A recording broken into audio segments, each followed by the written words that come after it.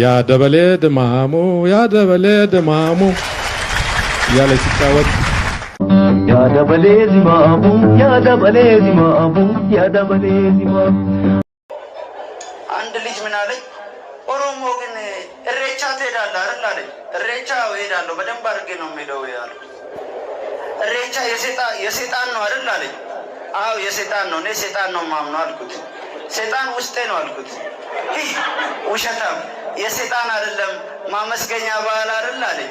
ታዲያ ካወቅ ለምን የሰይጣን ብለህ ትጠይቀኛለህ አልኩት። ዝም ብሎ አንዳንድ ሰው እያወቀ ክርክር የሚወድ ሰው አለ።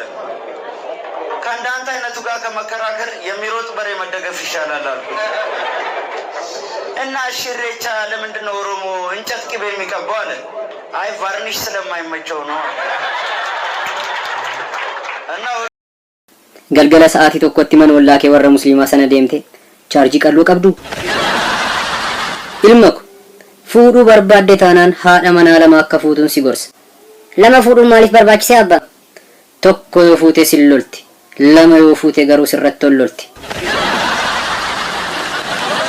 Chiikiin kee shin diiyaasporaasiif bilbilte karaan cufaa deemu yeroo siin jettu eeyyeen baankii qofatu banaadha maaliif jettee onnee koo ዩኒቨርሲቲ ግራጁዌት ጎቴ hojii dhabdee gaafa kaampaasii kee agartu ila bakka itti abaaramee ba'e.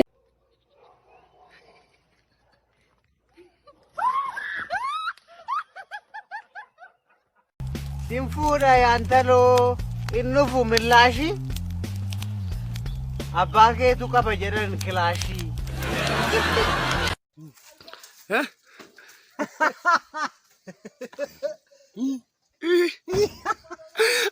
Nagadi qabi alleessa ilma namaa qeerroo jabeessa oduu dhara maaliif odeessa saba qulqullummaa qureessa eemulee agarbachiisa oromiyaa maaltu gadhiisa.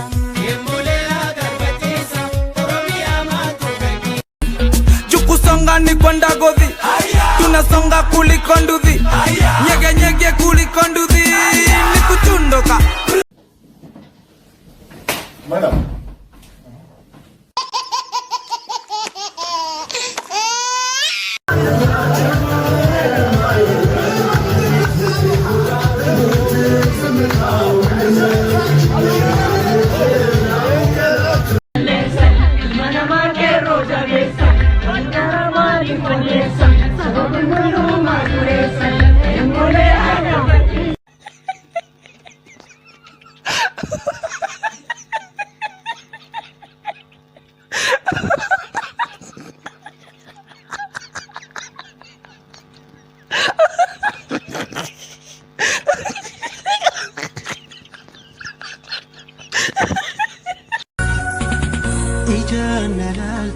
Garankon berber nagote shakito kia ankaro garanko bayi se hawa utuse nabira orte nagam